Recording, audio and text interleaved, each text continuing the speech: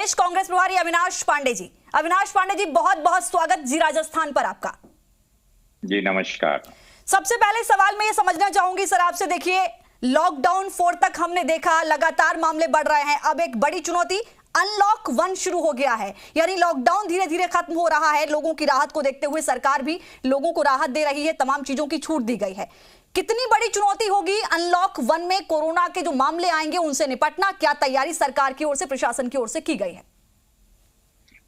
देखिए, सबसे पहले तो मैं बताऊं कि कोरोना इस महामारी से निपटने के लिए जहां तक राजस्थान प्रशासन का सवाल है जी। जिस बखूबी और मुस्तैदी के साथ में राजस्थान ने इसकी पूर्व तैयारी करते हुए माननीय मुख्यमंत्री जी के दूरदर्शिता को हम इसके लिए पूरा श्रेय देते हैं। और जिस प्रकार से पूरे प्रशासन ने, हर एक सुरक्षा कर्मी ने बढ़ चढ़कर उनके इस योजना में राजस्थान की जनता को उससे बचाने के लिए जो प्रयास किया, उसके लिए मैं उनका सबका स्वागत करता हूं। लॉकडाउन जब लगा हुआ है, लेकिन खुलने के बाद में ये एक बहुत बड़ी चुनौती पूरे प्रशासन के सामने और आम जनता के सामने, प्रशासन के ये चुनौती उनके सामने है कि अगर इससे वास्तविकता में हम बचना चाहते हैं, क्योंकि अभी तक के निश्चित रूप से इस कोरोना महामारी का किस प्रकार से बिहेवियर होगा, किस प्रकार से इसकी पहुंच और आगे बढ़ेगी, इसका सिर्फ अनुमान ही किया जा सकता है। और उसको मद्देनजर रखते हुए हमारी बाकी जितनी भी कार्यकलाप हैं, चाहे प्रशासन के हों, औद्योगिक हों, मजदूरों को नौकरी देना हो, तो इन सब चीजों से, मुसीबतों से भी बचने के लिए प्रशासन ने सुनिश्चित करते हुए विभिन्न दिशाओं में कदम उठाए हैं जी। और ये पूरा एक जैसे लॉकडाउन एकदम से तो खोला नहीं जा सकता, लेकिन कुछ प्रिकॉशंस लेते हुए, कुछ सावधानियां बरतते हुए प्रशासन ने जो गाइडलाइंस दी हुई हैं, अगर हम उनका पालन करते हुए आगे बढ़ें तो स्टेप बाय स्टेप जिस प्रकार से प्रशासन ने ये योजना बनाई है, निश्चित रूप से हम सामान्य रूप से अपनी पूर्ण सावधानी बरतते हुए और आर्थिक गतिविधियों को भी एक चालना देते हुए इसमें से बाहर निकलने में सफल हो सकते हैं जी। अविनाश जी, निश्चित तौर पर देखिए राज्य सरकार ने एक कहीं न कहीं बड़ी नजीर भी पेश की, एक तमाम लोगों के लिए संदेश भी पेश किया, केंद्र सरकार के लिए भी एक नजीर पेश की, क्योंकि भीलवाड़ा सबसे बड़ा मॉडल राजस्थान में उभरा। सबसे पहले लॉकडाउन का डिसीजन लेने वाली सरकार, दूरदर्शी सोच जिसका आपने जिक्र किया मुख्यमंत्री का, वो मुख्यमंत्री अशोक गहलोत का नजर आया, सबसे पहले उन्होंने डिसीजन लिया। अब सर सबसे बड़ी सवाल यहां पर यह खड़ा होता है कि अगर हम आगे का रोड मैप सरकार का देखें, क्योंकि सर बड़ी चुनौती है रोजगार देना, फैक्ट्रियों को खोलना, उद्योग खोलना और पटरी पर उस अर्थव्यवस्था को दोबारा से वापस लाना, उसके लिए सर क्या कुछ रोड मैप सरकार तैयार कर रही है? देखिए, इसके बारे में सविस्तर रूप से माननीय मुख्यमंत्री और प्रदेश के सभी जिम्मेदार जो हमारे प्रशासनीय अधिकारी हैं, उनके साथ एक बहुत क्लियर कट रोड मैप, मैं समझता हूँ राजस्थान ये पहला राज्य है, जैसा आपने कहा कि जिसने पहला लॉकडाउन की घोषणा की, उसी प्रकार से अर्थव्यवस्था को पटरी पर लाने के लिए और जन सामान्य की गतिविधियों को सामान्य करने के लिए राजस्थान ने बहुत ही गंभीरता के साथ में विचार विमर्श कर और काफी ब्रेन स्टॉर्मिंग कर जो आगे का रोड मैप तैयार किया है, उसमें सबसे बड़ी चीज ये है कि केंद्र सरकार का जिस प्रकार से मदद की एक अपेक्षा थी पूरे प्रदेशों को, उसी प्रकार से राजस्थान की ओर से भी, चाहे वो हमारी शासकीय योजनाएं क्यों ना हो, मनरेगा के रूप में और अन्य के रूप में जो पैकेज केंद्र सरकार ने घोषणा की थी, तो उम्मीद थी, आशा थी कि कुछ राहत आम जनता को, गरीब मजदूरों को, किसानों को, उद्योग, हमारे लघु उद्योगों को, मध्यम उद्योगों को इसमें मिलेगी जी। लेकिन उस तरफ से एक निराशाजनक चित्र देखने के बाद में, बिना किसी शिकायत के राज्य सरकार एक कोशिश कर रही है कि हमारे यहाँ पे जो सबसे बड़ा एक टूरिज्म इंडस्ट्री है, हमारे की होटल इंडस्ट्री है, जो राजस्थान का सबसे बड़ा मैं समझता हूँ कि आय का स्रोत है जी। तो इस प्रकार की अलग अलग योजनाओं पे राज्य सरकार ने बहुत सतर्कता के साथ में ऐलान किया है कि हमारा टूरिज्म की हम शुरुआत करेंगे। हमारी बस व्यवस्था, जो मैं समझ रहा हूं कि राजस्थान के अंदर में कल माननीय मुख्यमंत्री जी ने घोषणा की, हमारी टूरिज्म बसों की व्यवस्थाएं शुरुआत की जाएगी।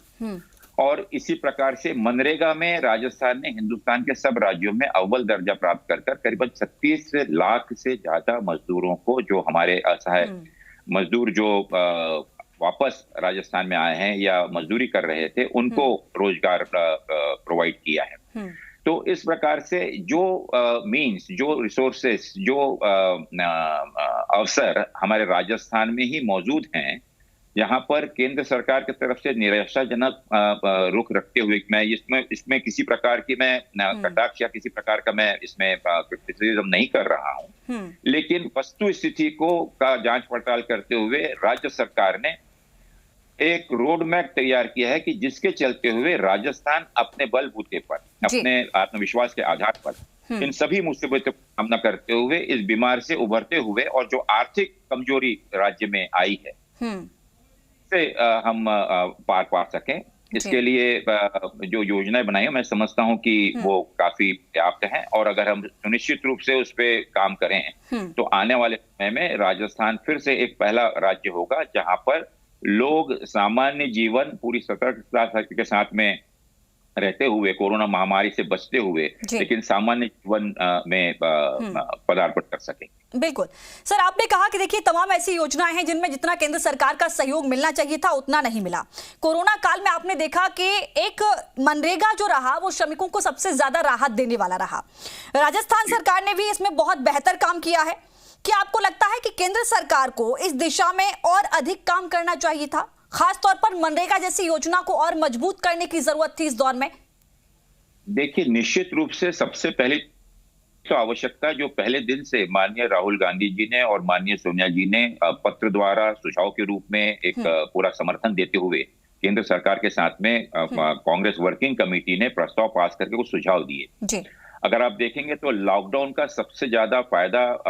लेना चाहिए था या उसका उपयोग करना चाहिए था। हमारी टेस्टिंग की जो कैपेसिटी है, जांच करने की जो प्रक्रिया है, उस प्रक्रिया को और मुस्तैदी के साथ, जिस प्रकार से आपने देखा होगा कि राजस्थान में किसी प्रकार की सुविधा पर्याप्त न होने के बावजूद भी इतने तेजी से राजस्थान के हमारे स्वास्थ्य विभाग ने और माननीय मुख्यमंत्री जी ने, माननीय स्वास्थ्य मंत्री जी ने कार्य किया कि हमारे 28 से 30 दिन के अंदर में राजस्थान के हर जिलों के अंदर में जांच की प्रक्रिया जितनी हो सकती थी उससे कई गुना बढ़ा दी गई। और उसका एक नतीजा रहा कि जिस प्रकार का दुष्प्रभाव, राजस्थान सबसे पहला प्रभावित राज्य होने के बावजूद भी जो दुष्प्रभाव हो सकता था, उससे हमने काफी कुछ लोगों की रक्षा कर पाए हम लोग। इसी प्रकार से केंद्र सरकार को सबसे पहले तो जो जांच की प्रक्रिया है उसको, उसमें तेजी लानी चाहिए थी, लेकिन अब भी हमारे हेल्थ डिपार्टमेंट का, स्वास्थ्य का जो इंफ्रास्ट्रक्चर है, उसको सबसे ज्यादा गंभीरता के साथ में केंद्र सरकार को उस पर ध्यान देना चाहिए। दूसरा, हमारी आर्थिक गतिविधियां किस प्रकार से पटरी पर आ सकती हैं, उसके चलते हुए जो निर्णय राज्य सरकारों के समन्वय से जो सुझाव, हर राज्य की परिस्थिति अलग अलग है, उस राज्य की परिस्थिति के अनुसार अगर हम केंद्र सरकार उसको मदद देती है तो हम निश्चित रूप से इस महामारी से, इस इतनी बड़ी मुसीबत से मुकाबला करने के लिए हम बेहतर होंगे। ना कि सिर्फ हम घोषणाएं करते जाएं और घोषणा जमीन पर कुछ ना हो, तो ये कोई राजनीति करने का या वाहवाही लूटने का या पीठ थपथपाने की का समय नहीं है। ये समय है वास्तविकता में गरीब जनता, भूखे प्यासे जो पैदल चल रहे हैं मजदूर, जो बीमार हो रहे हैं, हमारे नजदीकी भाई बहन रिश्तेदार जिनके घरों में नुकसान हुआ है, उसके साथ में संवेदना दिखाने की और अन्य चीजों को थोड़ा सा हम परे रखते हुए, राजनीति को परे रखते हुए या श्रेय लेने की प्रतियोगिता को परे रखते हुए अगर ईमानदारी से केंद्र सरकार और राज्य सरकार मिलकर काम करे तो हमने बड़ी बड़ी मुसीबतें इससे पहले भी दूर की हैं, उसका सामना किया है और इस मुसीबत का भी सामना हम बखूबी कर पाएंगे। निश्चित तौर पर सर मैं चाहूंगी कि अब कोरोना से इतर में जरा राजनीतिक, आपने कहा कि नहीं, राजनीति से इतर लोगों को ध्यान रखना चाहिए और ये समय निश्चित तौर पर एकजुटता का है, लोगों की समस्याओं के समाधान का है, राजनीति का वक्त नहीं है। और ऐसे में हर पार्टी को यह समझना होगा कि देश बहुत संकट काल से गुजर रहा है। ऐसे में जितना हो सके एकजुटता का हम लोग मिसाल कायम करें। सर, राज्यसभा चुनाव का मैं यहां जिक्र करूंगी। सर, तारीखों का ऐलान हो गया है। आंकड़े ये बता रहे हैं कि कांग्रेस पार्टी 3 में से 2 सीटों पर पूरी तरीके से अपना कब्जा है, 1 सीट पर भाजपा का है। लेकिन अब जो दूसरा कैंडिडेट मैदान में उतारा है भारतीय जनता पार्टी ने, उसको आप किसके भरोसे देख रहे हैं? क्या उद्देश्य रहा, क्या सोच रही, क्या प्लानिंग हो सकती है भारतीय जनता पार्टी की इसके पीछे? ये मैं दुर्भाग्य कहूंगा, देश के लोकतंत्र के लिए दुर्भाग्य की स्थिति है कि जब पूरे देश के अंदर में हमारे संविधान या लोकतांत्रिक तरीके से चुनाई गई सरकारों को जिस प्रकार से केंद्र सरकार या भारतीय जनता पार्टी में अगर उसको स्पष्ट रूप से कहूं कि जिस प्रकार से उन्होंने लोकतंत्र का और हमारे चुनाव प्रणाली का मजाक पिछले दिनों खुलेआम बिना किसी शर्म के लिहाज के कर रखा है, ये उसी के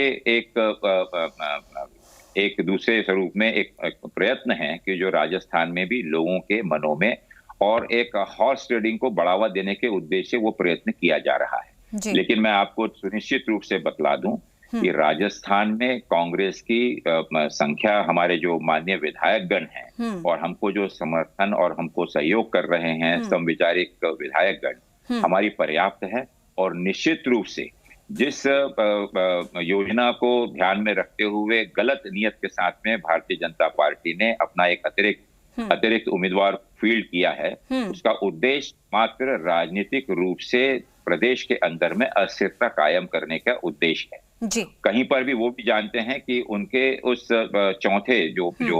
अतिरिक्त कैंडिडेट को उन्हें रखा हुआ है, ना ही किसी प्रकार का समर्थन है, ना ही किसी प्रकार से उनके पास में वोट के मतों की संख्या है कि जिससे वो उसको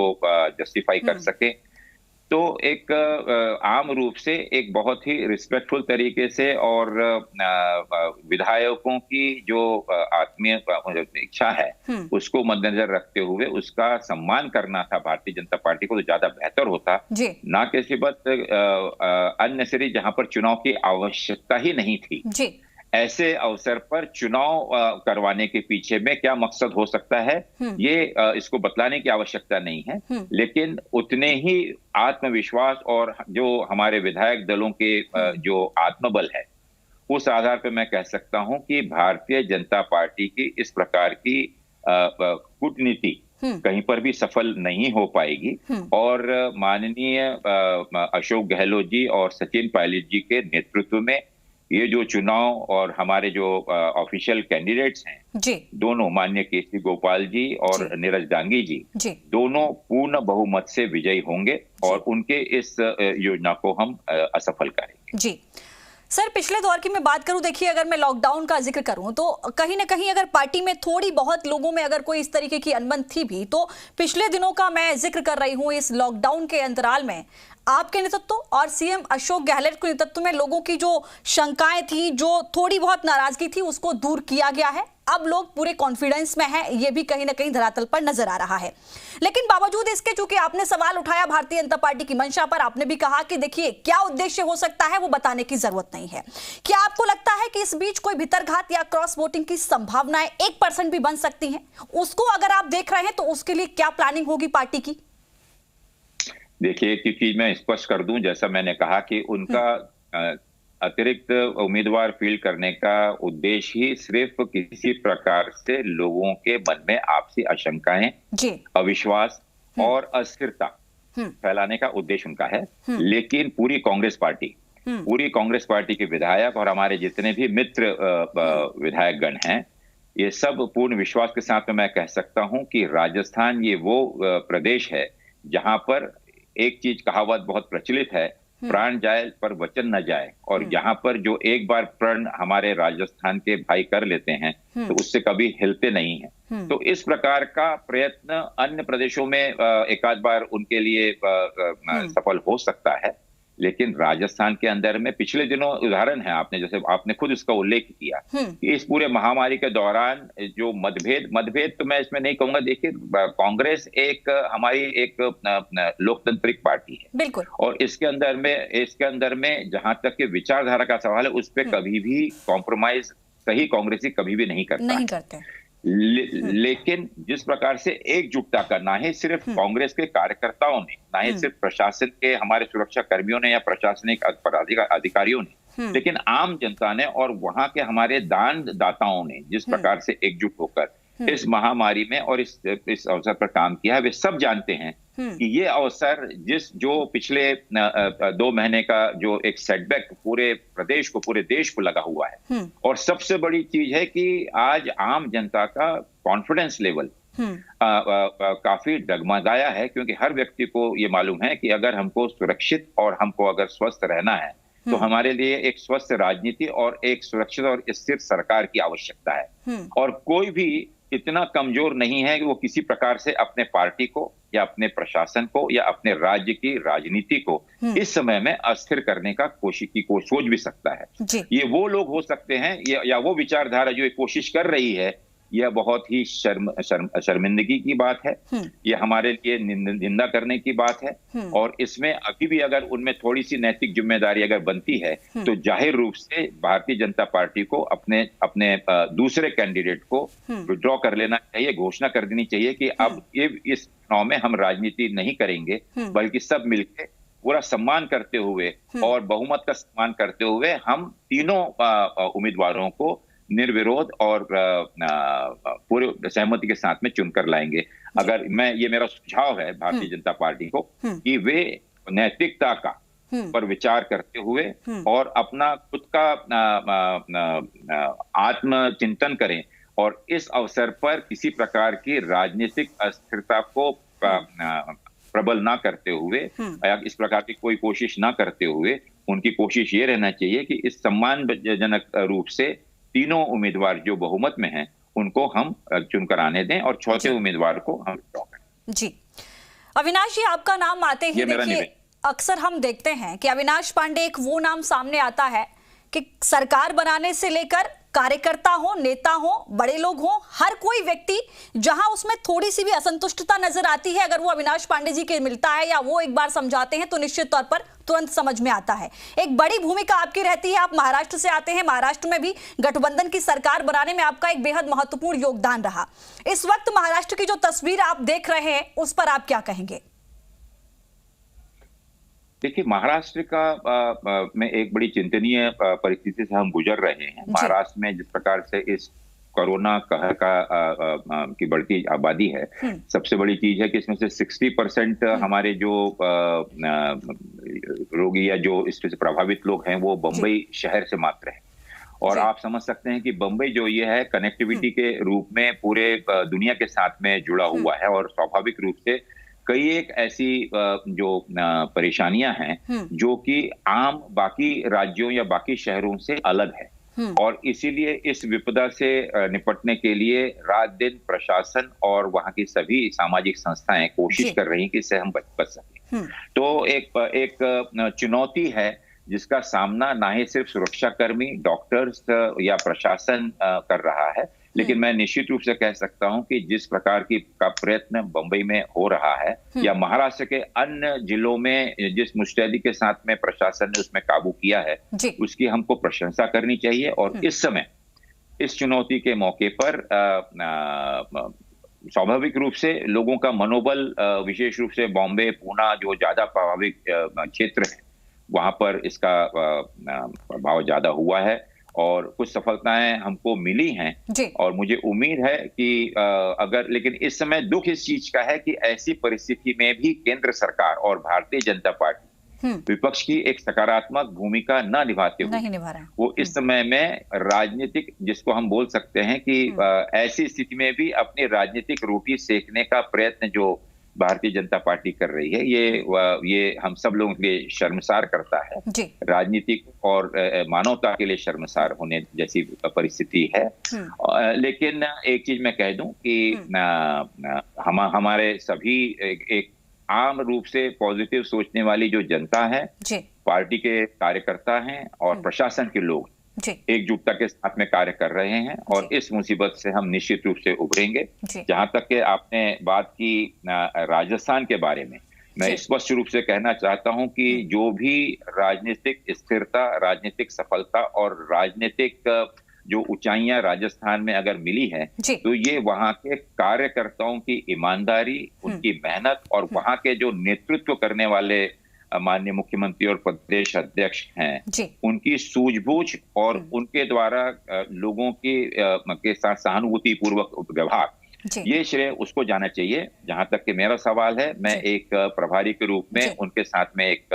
भाई के रूप में, एक कार्यकर्ता के रूप में, एक सहयोगी के रूप में कार्य करता हूं और मुझे पूरे इस चीज का संतोष है कि जिस संवेदनशीलता के साथ में राजस्थान के